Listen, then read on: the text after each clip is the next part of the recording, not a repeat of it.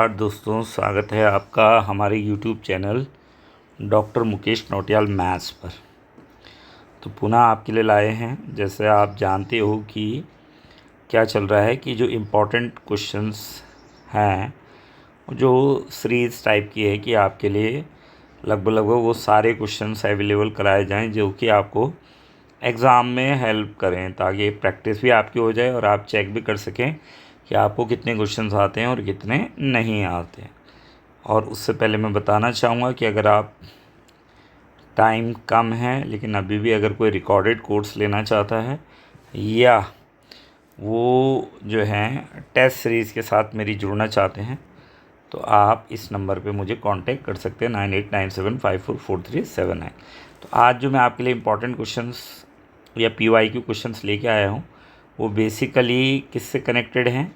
वो सब प्रोबेबिलिटी से कनेक्टेड है ना, या आप कहेंगे जो मैथमेटिकल स्टैटिस्टिक्स वाला सेक्शन है वहाँ से मैंने ये क्वेश्चंस लिए हैं। तो स्टार्ट करते हैं। आज का पहला जो प्रश्न है हमारा, पहला प्रश्न है, if the sum of the deviation of 50 observation from 30, ठीक है ना, 30 इज़ 50, मतलब समझे, sum of the deviation of 50 observation from 30, कोई भी 50 ऑब्जर्वेशन है उनका deviation, mean deviation, sum of the deviation of 50 observation from 30 is 50, then the mean of these observation is. तो इन ऑब्जर्वेशन का हमको क्या निकालना है? मीन निकालना है। तो सम ऑफ डेविएशन दे रखा है, तो सम ऑफ डेविएशन इज़ कितना है? 50।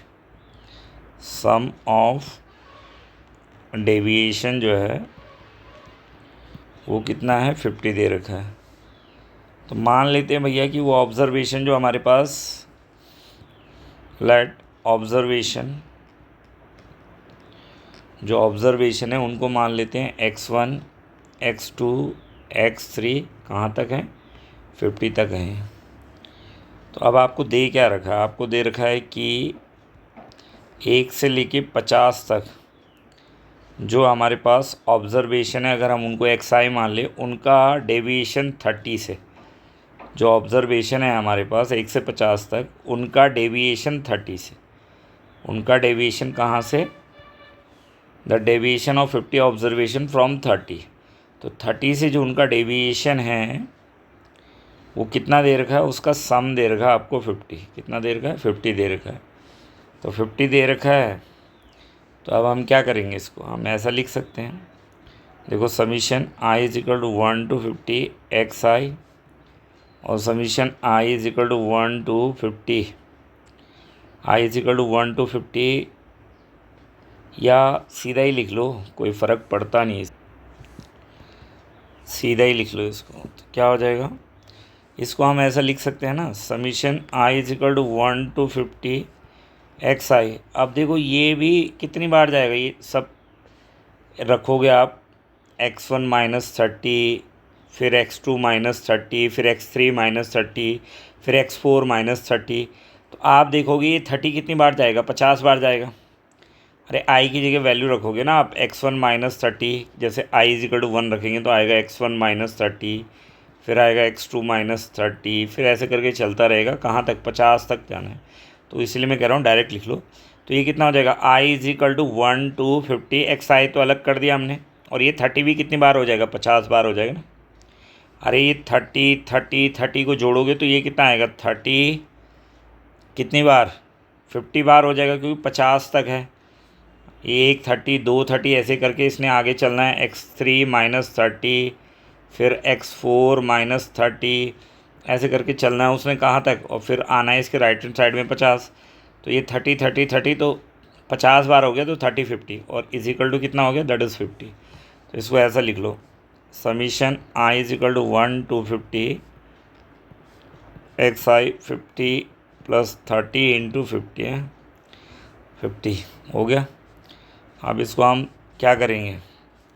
ये आ गया हमारे पास, summation i is equal to 1 to 50, ये xi है, यहाँ से 50 कॉमन ले लो तो ये आएगा 1 प्लस 30, तो 50, ये आएगा 31, और ये आ गया हमारे पास summation i is equal to X I, तो इसको ऐसा लिख लो, summation I is equal to 1 to 50 X I, इसके अपॉन में 50 ले आओ, ये वाला 50 अपॉन में ले आओ, तो इज इक्वल टू कितना हो गया 31। इसका क्या मतलब हुआ? इसका मतलब है x1 x2 x3 x4 और कहाँ तक x50 तक divided by 50 is equal to क्या आ गया 31। क्या आ गया 31। तुम्हें क्या निकालना था? Mean of this observation, in observation का मीन निकालना। तो ये क्या है? ये मीन ही का तो फॉर्मूला है। अरे number of observation, sum of observation divided by number of observation, तो ये क्या आ गया? मीन ऑफ ऑब्जर्वेशन आ गया जो हमको निकालना था, मीन ऑफ ऑब्जर्वेशन। तो कितना आएगा आंसर? 31 आ जाएगा। आपका आंसर कितना आ जाएगा? दैट इज़ 31 आ जाएगा। तो ये जो मीन ऑफ ऑब्जर्वेशन है ये आ गया हमारा 31। सो इट मीन्स कौन सा? The option C is the correct answer. आपका कौन सा ऑप्शन? ऑप्शन सी जो है आपका वो करेक्ट आंसर आ गया। ऑप्शन सी जो 31 है इज़ अवर करेक्ट आंसर, है ना। अब नेक्स्ट क्वेश्चन देख लेते हैं। अब देखिए दूसरा प्रश्न है, all the student of a class performed poorly in mathematics. सारे बच्चे क्लास के जो हैं उन्होंने बेकार परफॉर्म किया मैथमेटिक्स में। अब teacher decided to give 10 grace marks to each of the student. अब भाई जब बच्चे सब ख़राब करते हैं तो टीचर को ही पता है कितना दुख होता है, तो टीचर ने क्या किया, 10 ग्रेस मार्क हर बच्चे को दे दिए ताकि वो पास हो जाए ना। Which of the following statistical measure will not change even after the grace marks were given। अब बताना है तुमको कि इनमें से कौन सा ऐसा स्टैटिकल टूल है जो ग्रेस मार्क देने के बाद भी चेंज नहीं होगा। तो मीडियन चेंज नहीं होगी, मॉड चेंज नहीं होगा, वेरिएंस चेंज नहीं होगा, या मीन चेंज नहीं होगा। तो देखो वैसे तो नाम से ही पता लगता है ना, सेंट्रल टेंडेंसी जब हम पढ़ते हैं तो उसमें 3 बड़े कोर होते हैं, मीन मीडियन मोड। तो अब ध्यान से देखो, तो मैं बताऊं आपको, जो ये मीन मीडियन मोड हैं ये तो तीनों चेंज होंगे। ये तीनों क्या होंगे? मीन मीडियन मोड जो हैं ये बढ़ जाएंगे, क्योंकि जब 10 तुम बढ़ाओगे ना, हर एक के नंबर में 10 बढ़ाओगे, तो ये भी फाइनल रिजल्ट में आपको क्या कर देंगे? चेंज दिखा देंगे। ठीक, इसमें हमें डाउट हो रहा है, इसको हम चेक कर लेते हैं। वेरिएंस का फॉर्मूला होता है, देखो, del square sigma square X I minus X bar का whole square upon number of observation, है ना। अब अगर इसको देखेंगे तो कितना हो जाएगा? ये आ जाएगा summation X I minus X bar upon N, है ना। अब आपको करना क्या है भाई, हर चीज़ में 10 बढ़ाने हैं ना, ऑल दिस 10 बढ़ा दिए, तो आप क्या करोगे? एक्स आई में भी 10 बढ़ाओगे और एक्स बार में भी 10 ही बढ़ाओगे। अरे एक्स आई तो ऑब्जर्वेशन है, एक्स बार क्या है उसका? मीन है। तो मैं कह तो रहा हूँ मीन में भी कितना बढ़ जाएगा? 10 ही बढ़ जाएगा। आप निकाल के देख लो।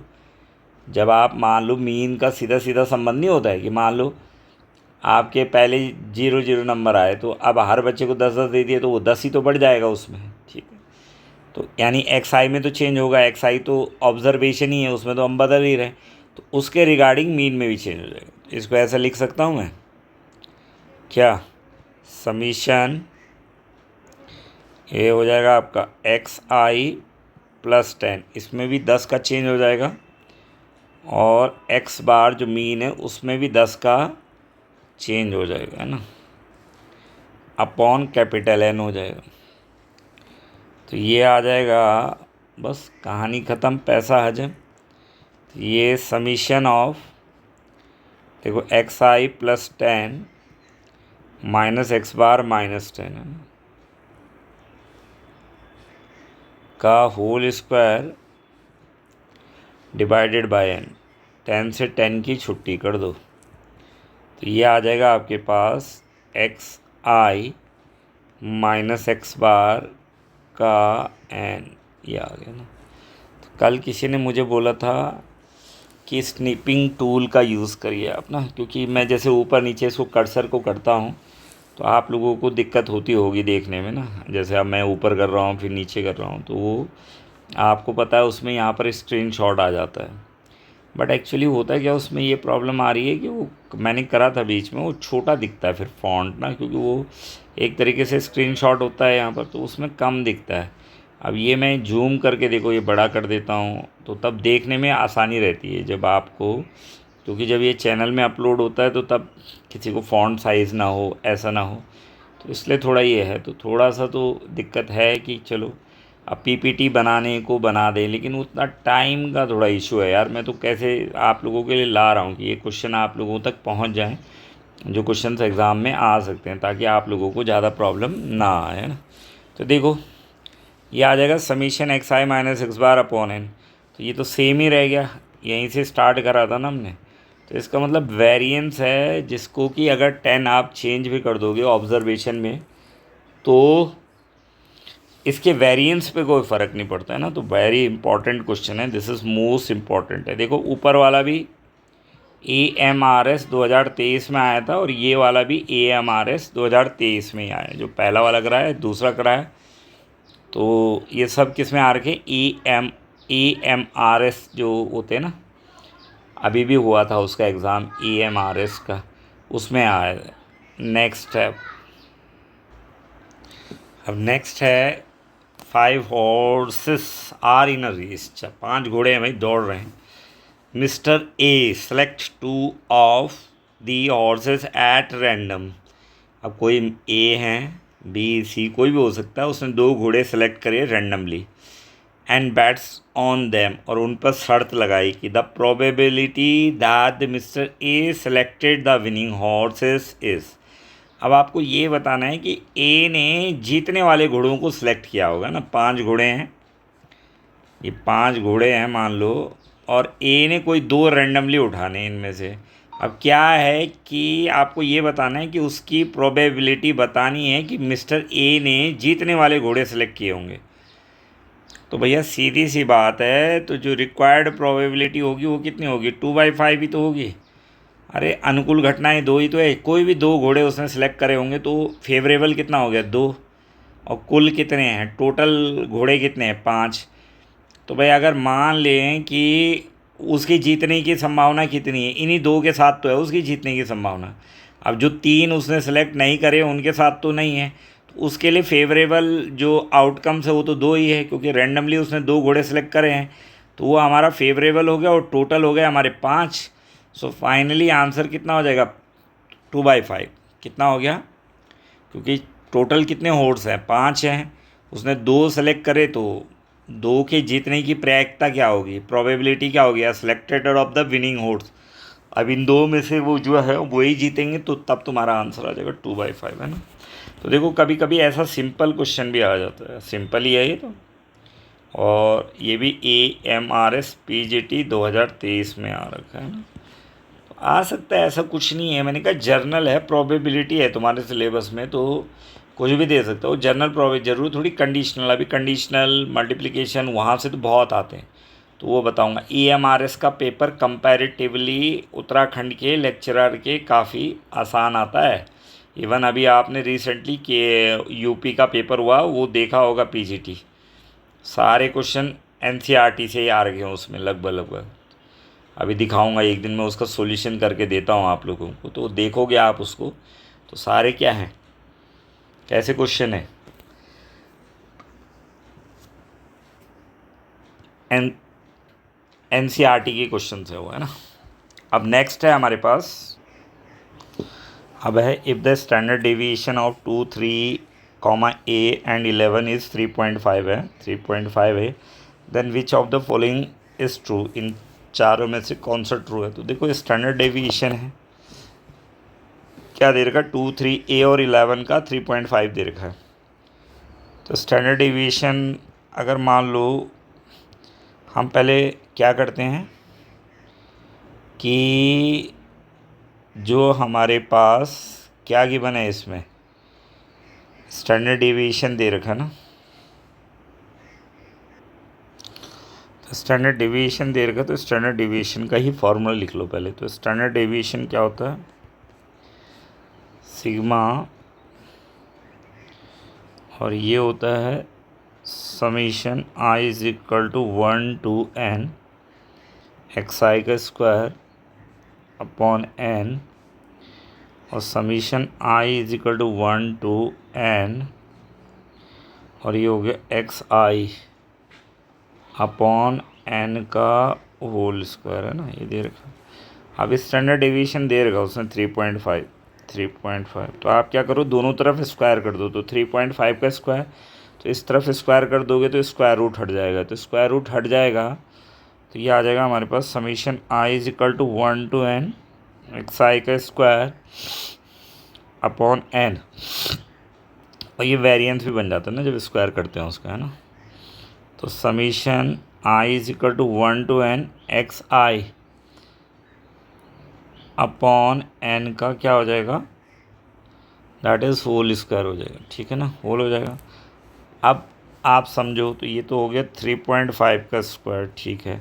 एक्स आई का स्क्वायर कितना हो जाएगा, यानी जितनी टर्म्स है हमारे पास कौन कौन सी हैं वो 2, 3 और 9 और 2, 3 ए है, सॉरी है 2, 3 ए और 11। तो 2, 3 ए 11 है तो 2 का स्क्वायर, 3 का स्क्वायर, 11 का स्क्वायर और प्लस ए का स्क्वायर, यही तो होगा 2, 3 ए 11। और नंबर ऑफ ऑब्जर्वेशन कितने हो गए, ये 4, और माइनस एक्स आई। तो एक्स आई जो है हमारे पास वो कितना हो गया, अगर आप देखें तो इन सब का टोटल भी कर देना, सब का टोटल ना। अरे summation I is equal to 1, यानी इनका टोटल करना है ना हमने ऑब्जर्वेशन का, x1 plus x2 plus x3, 4 ही ऑब्जर्वेशन है हमारे पास ना, उनका टोटल करके डिवाइडेड बाय 4, और ये मीन होता है ना, और ये कितना हो जाएगा, दैट इज़ उसका स्क्वायर। तो रख दो यहाँ, तो कितना हो जाएगा 3.5 इंटू 3.5, और 2 का 4, 3 का 9, 11 का 121, तो कितना हो गया ये 4, 9, 121 प्लस ए स्क्वायर डिवाइडेड बाय 4, यहाँ आ जाएगा देखो 3 और 2 5 और 11 16, कितना हो जाएगा 16 प्लस ए बाय 4 का होल स्क्वायर, यही तो हो जाएगा 16 प्लस, अब इसको सॉल्व कर दे तो ये कितना आ जाएगा 21 और 9 30, तो कितना आ जाएगा ये 134, कितना हो जाएगा 134। तो ये आ जाएगा आपका 134 और ये आ जाएगा 134 प्लस ए स्क्वायर, और ये आ जाएगा आपका 134 प्लस ए स्क्वायर डिवाइडेड बाय कितना 4, इसको लिख लेते हैं हम 16 प्लस ए का होल स्क्वायर बाय 16, और ये है 3.5 इंटू 3.5, है ना। एलसीएम ले लो तो यहाँ आ जाएगा 4, 134 प्लस ए स्क्वायर, और यहाँ आ जाएगा 16 प्लस ए का होल स्क्वायर, और ये जो अपॉन का 16 है यहाँ चला जाएगा 16, 3.5 इंटू 3.5। तो ये तो इंटू करके कितना होगा 12.25 को 16 से इंटू करोगे तो ये आएगा 196।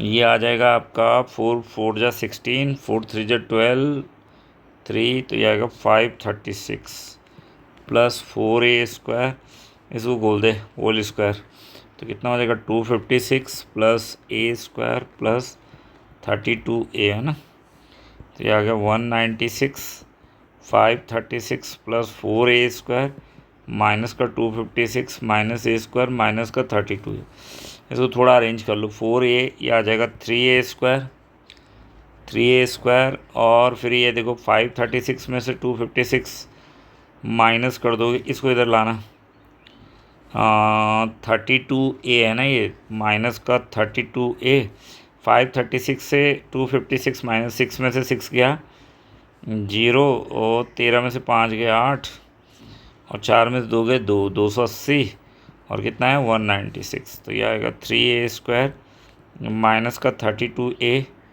और 280 में से 196 माइनस कर दो तो ये आ जाएगा 3a स्क्वायर माइनस का 32a plus 84 is equal to 0। तो ये आएगा आपका, ये वाला ऑप्शन देख लो कौन सा ऑप्शन है ये, 3a स्क्वायर माइनस का 32a प्लस 84, तो ऑप्शन ए जो है करेक्ट है, ऑप्शन ए। ऑप्शन ए जो है वो करेक्ट है। तो ये आएगा ना स्टैंडर्ड डेविएशन का। देखो स्टैंडर्ड डेविएशन का याद रखना फॉर्मूला जो होता है ये भी होता है ना, स्टैंडर्ड डेविएशन जो होता है ये इससे रिप्रेजेंट करते हैं, इसको ऐसे भी कर सकते हैं आप, क्या summation I is equal to 1 to n, तो ये आ जाएगा X I minus X bar का होल स्क्वायर अपॉन एन। फिर इसी को एक्सटेंड करके वो ऊपर वाला आता है जो मैंने लिखा है, कौन सा, ये वाला।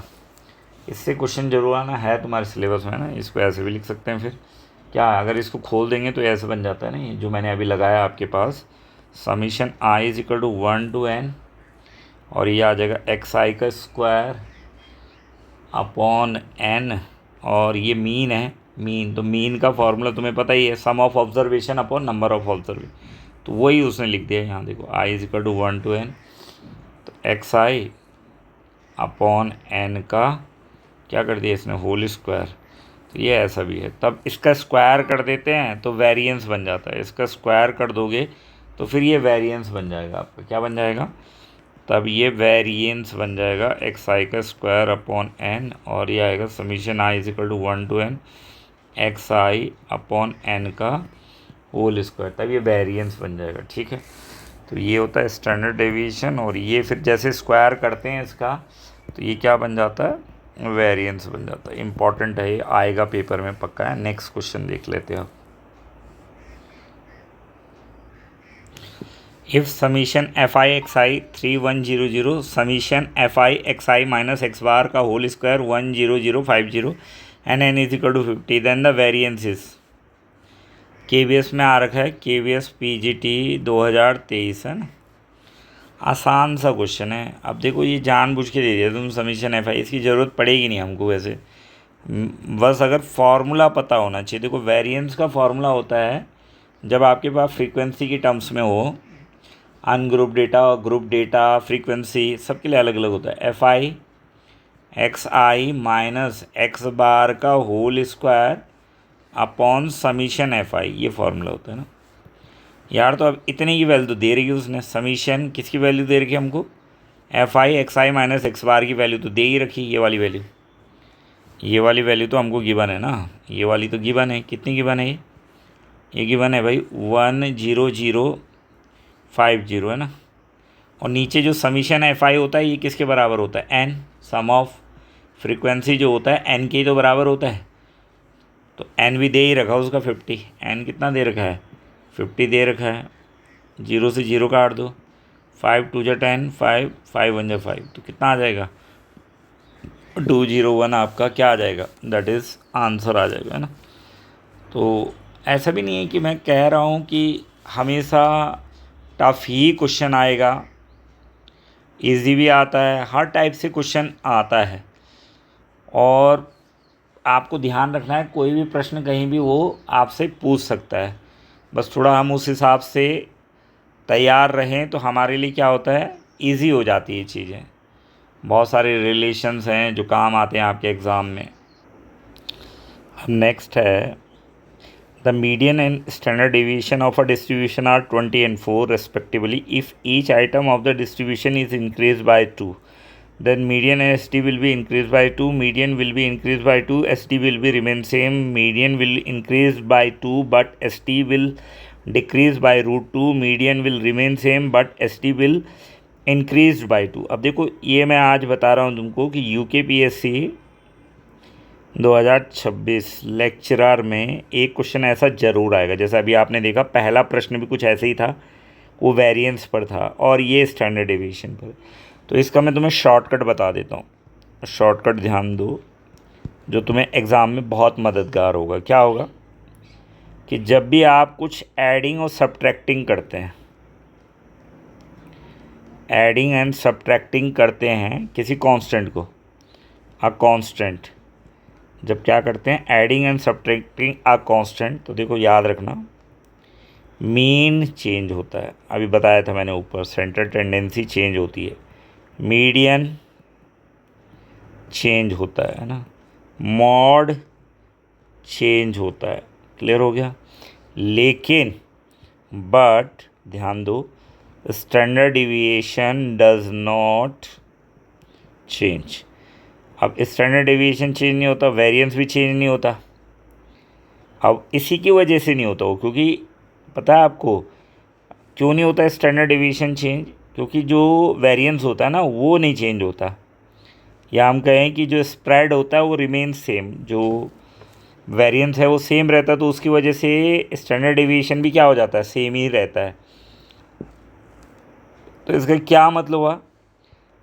इसका मतलब है भैया मीडियन में तो चेंज आएगा। पहली ओल्ड मीडियन कितनी दे रखी है उन्होंने, 20, तो न्यू मीडियन तो कितनी बदल जाएगी, 22 हो जाएगी।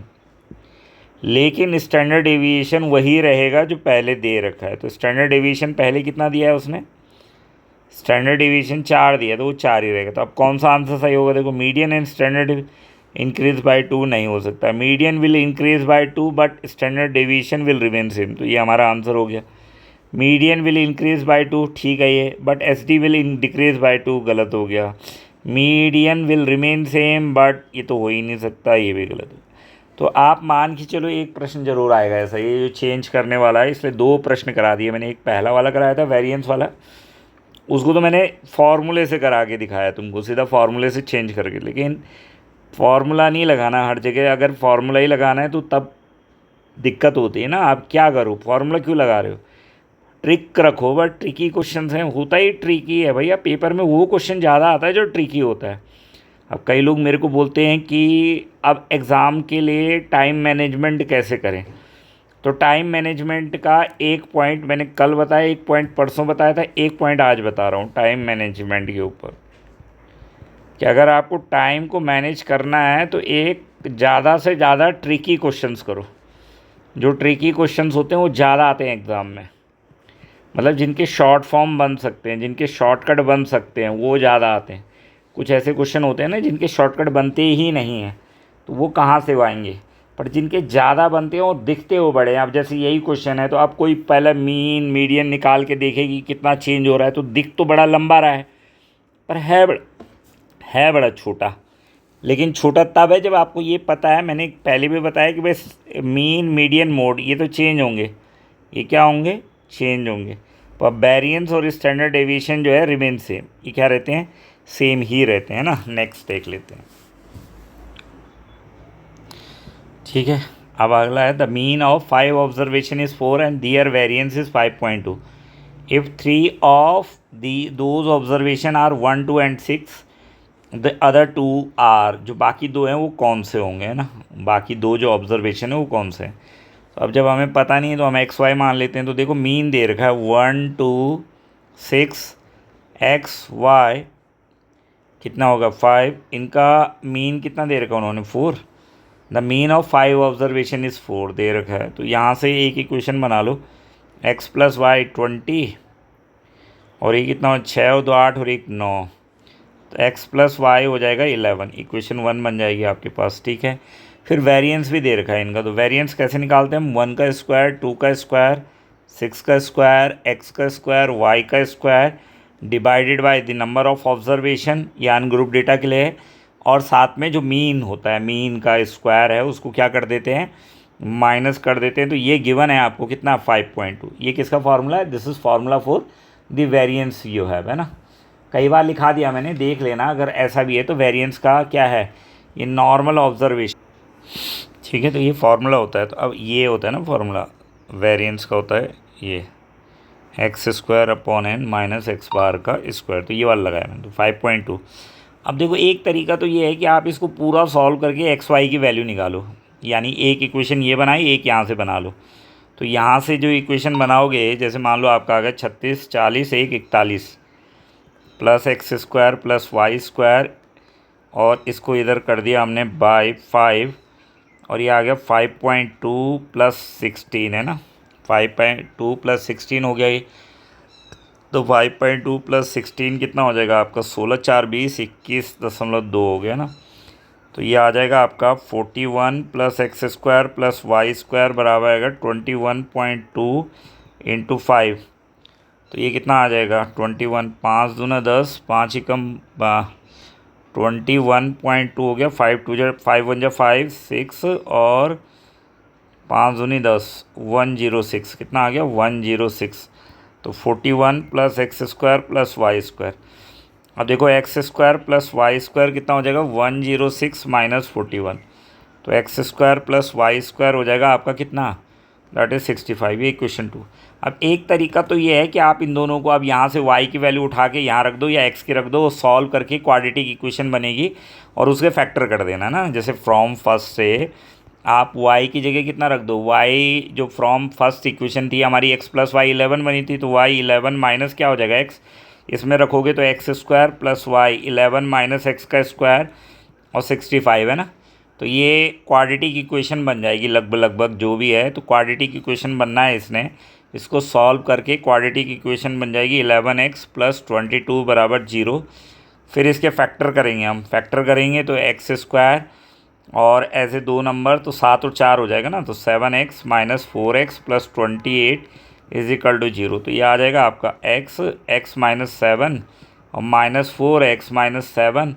तो ये आएगा x माइनस 7 और x minus 4 is equal to 0। तो 2 वैल्यू आ गई 4 और 7, जो रेस्ट ऑफ द वैल्यूज थी 4। तो ये थोड़ा सा क्या हो गया, अब यहीं पर देखो वैसे ज़्यादा तो नहीं है क्योंकि इसके बाद थोड़ा ही है क्वाड्रेटिक, बस इसको थोड़ा सॉल्व करना पड़ेगा। मैंने तो डायरेक्ट लिख दी ना ये क्वाड्रेटिक, तुम्हें सॉल्व करना पड़ेगा, ये a माइनस बी का होल स्क्वायर लगाना पड़ेगा। पर उसमें भी कितना टाइम लगाओगे तुम, जैसे X square 121 plus X square minus कितना हो जाएगा ये 22x बराबर कितना हो जाएगा 65। तो इसको सॉल्व कर लोगे तुम है ना, तब ये बनेगा। लेकिन एक मैं यहाँ पर भी कह रहा हूँ आपको कि यहाँ पर से भी निकाल सकते हो आप। देखो X square plus Y square जो है 65 है, तो उसने जो 4 ऑप्शन दिए हैं, 4 ऑप्शन दे रखे हैं उसके कौन कौन से, एक दे रखा उसका 2 और 9, एक दे रखा उसका 3 और 8, एक दे रखा उसका 4 और 7 और एक दे रखा उसका 5 और 6। तो देख लो कौन सा सेट बैठ रहा है इसमें। तो जैसे आपके पास मान लीजिए देखो 9 का स्क्वायर कितना होता है 81 और 2 का स्क्वायर कितना होता है 4, तो 65 तो आएगा नहीं। 3 का स्क्वायर कितना होता है 9, 8 का स्क्वायर कितना होता है 3 और 8 दे रखा ना, बी ऑप्शन कितना दे रखा है 3 और 8 दे रखा है इसने। तो 3 का स्क्वायर हो जाएगा 9 और 8 का हो जाएगा 8 का कितना होता है 8 8 जा 64। तो 64 और 9 कितना हो गया 64 और 9 कितना हो जाएगा 64 और 9। तो ये भी नहीं होगा ना, ज़्यादा ही हो जाएगा, तो 65 होगा नहीं। अब देखो 4 और 7, तो 4 का स्क्वायर 16 और 7 का कितना होता है 49। तो 9 और 6 15, 4 और 1 65 हो रहा है। तो यानी ये वाली कंडीशन इसको क्या कर रही है वेरीफाई कर रही है, ये वाली कंडीशन इसको क्या कर रही है वेरीफाई कर रही है। तो हमारा आंसर क्या होगा 47। वो यहाँ पर भी निकाल सकते हो आप। अब आप कहोगे कि सर यहाँ पर क्यों, हम मीन पे ही निकाल लेंगे। आप मीन पे भी निकाल सकते थे कि x प्लस वाई 11। अब जो 4 ऑप्शन थे तुम्हारे पास, एक था 2 और 9, एक था तुम्हारे पास 3 और 8, एक था तुम्हारे पास 4 और 7 और एक था तुम्हारे पास 5 और 6, 4 ऑप्शन थे। तो देखो अगर 2 और 9 तो ये भी 11 हो रहा है, 3 और 8 11 हो रहा है, 7 और 4 11 हो रहा है, 6 और 5 11। तो यानी ये मीन वाला तो इससे नहीं हो सकता, मीन वाला तो इससे, क्योंकि मीन में तो चारों सेटिस्फाई कर रहे हैं ना। हाँ अगर इनमें से केवल एक सेटिस्फाई करता तो यहीं पर आंसर निकल जाता। अरे उसने कहा था ना कि रेस्ट ऑफ 2 जो वैल्यूज़ हैं वो कौन सी हैं, तो शॉर्टकट बता रहा हूँ आपको कि भाई ऐसी वो 2 वैल्यू वो हैं जो x और y उनका टोटल 11 आना चाहिए। तो तुम्हारे पास जो चारों ऑप्शन है उनका टोटल 11 आ रहा है, तो यहाँ पर नहीं निकल सकता। लेकिन मैं अब कहोगे पेपर में कैसे करें, तो पेपर में याद रखो अगर ये क्वेश्चन आ गया तो पहले मीन मत निकालना, सीधा वेरिएंस निकालना। अरे वेरिएंस निकालना सीधा, वेरिएंस ये वाला, जैसे वेरिएंस निकाला हमने और वेरिएंस का टोटल कर देना, जैसे X square plus Y square 65। क्योंकि मीन वो जानबूझ के ऐसा दे सकता है कि उसमें जैसे यहाँ दे रखा है उसने मीन, तो यहाँ उसने ऐसा मीन दिया कि चारों वैल्यू सेटिस्फाई हो रही है। लेकिन वेरिएंस में वो रखेगा ऑप्शन, तो आप चाहें तो मीन भी निकाल के, और वेरिएंस बहुत टाइम तो लगता नहीं है, फटाफट ये तो ऑरली चेक हो जाता है ना। तो शॉर्टकट में आप इससे भी चेक कर सकते हो कि भैया इसका आंसर क्या हो गया 4 और 7 आ जाएगा, क्योंकि 4 और 7 ऐसी 2 वैल्यू है जो 65, बाकी ये वेरीफाई नहीं कर रहे हैं इसको। देखो 5 5 25, 6 6 36, अरे 25 और 36 तो ये भी वेरीफाई नहीं कर रहा। 6 और 5 11, 3 2 5 और 1, 6 और 5 3 2 5 61 हो रहा है ना। तो आप समझ रहे हो एक ही वैल्यू वेरीफाई कर रही है 4 और 7। तो ये हमारा आंसर डायरेक्ट भी निकाल सकते हो। और बाकी जो प्रोसेस से निकालना है वो तो मैंने आपको सिखा ही दिया कि अगर आपको प्रोसेस से निकालना है तो आप इस तरीके से जो प्रोसेस है इसकी, उस तरीके से भी आप इसको क्या कर सकते हो, कैलकुलेट कर सकते हो। लेकिन आप ध्यान रखेंगे जब शॉर्टकट तरीके सीखेंगे तो वो आपको एग्ज़ाम में, क्योंकि भैया मैं कह रहा हूँ नॉलेज का टेस्ट नहीं है हुआ ना, नॉलेज, हुनर, आपके स्किल्स, सबका टेस्ट है, तो उनको इम्प्रूव करो। नौकरी लगना है तो भैया बहुत सारी चीज़ें अपने अंदर डेवलप करनी पड़ती है, सिर्फ ये नहीं कि तुम्हें आता है। तो आज की डेट में बहुत अच्छे अच्छे बच्चे नेट क्वालिफाई है, यू सेट क्वालिफाई है, और CSIR नेट मैथ्स जैसा कंपटीशन आप क्वालिफाई कर रहे हो, फिर आप लेक्चरर का एग्ज़ाम दे रहे हो, तो इट मीन्स ठीक है, मतलब नॉलेज तो है उसको, क्योंकि जब वो नेट क्वालिफाई हो गया, क्योंकि मेरे पास ही कई लोग ऐसे हैं, तो आप समझ सकते हैं कि नॉलेज की नहीं है। लेकिन अब क्या आया कि भाई नेट में तो अलग क्वेश्चन आते हैं, यहाँ अलग आते हैं, तो अब यहाँ के क्वेश्चन से आप कैसे टाई अप करते हैं। अब नेट का बिल्कुल पैटर्न अलग है, वहाँ तो आपको वो क्वेश्चन करने के लिए इतना टाइम मिल जाता है, बहुत लंबे और ज़्यादा थोड़ी करने होते, मेरे ख्याल से 90 100 100 नंबर पे 350 जितने का 300 का उसमें से क्लियर हो जाता है वो। तो आप उस लेवल की तैयारी करके फिर यहाँ पर आपको वो भी अपने अंदर स्किल्स इम्प्रूव करने पड़ेंगे कि यार मैं कितने कम समय में क्वेश्चंस कर पा रहा हूँ कि नहीं कर पा रहा हूँ। तो वो भी बड़ा इम्पॉर्टेंट फैक्टर हमारे लिए हो जाता है। तो अभी इसके और है, अभी जैसे मेरी कौन सा अभी इससे रिसेंटली, इससे पहले मैंने कौन से 2 वीडियो बनाए थे, वो LPP पे बनाए थे, LPP पे बनाए थे, एक स्टैंडर्ड फॉर्म पे बनाया था और एक MCQ पर बनाया था। उससे पहले ना स्टैंडर्ड फॉर्म और उसके MCQ, और उससे पहले मिक्स MCQ पर बनाया था। अभी 2-3 जो वीडियो मैं है इस पे और दूंगा आपको। किस पे? 2-3 वीडियो जो है मैं इस पे और दूंगा। किस पे? आपको LPP के MCQ पर और दूंगा अभी 3-4 वीडियो। लेकिन आज जानबूझ के, क्योंकि मेरा अभी जो पेड बैच है उसमें प्रोबेबिलिटी यही चल रहा है, तो मैं इसलिए आपको ऐसे क्वेश्चन दे दिए ताकि उनको यहाँ से वो भी देख लें इन क्वेश्चंस को। तो वहाँ जो कराता हूँ वो अलग, और ये उनके लिए एक्स्ट्रा हो जाते हैं, तो आपके लिए भी हो गए, उनके लिए भी हो गए। तो आप इसको क्या कर सकते हो, देख सकते, समझ सकते हैं। और अगर मैं कह रहा हूँ, अगर आपको अच्छी लग रही है क्लासेस, तो बस इतना कर सकते हो आप कि लाइक, शेयर और चैनल को सब्सक्राइब, वो भी मैंने आपकी फुल इच्छा पर छोड़ रखा है।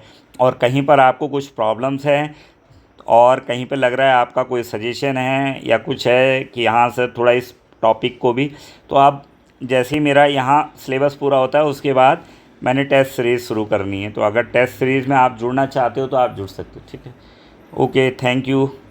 मिलते हैं फिर नेक्स्ट वीडियो में।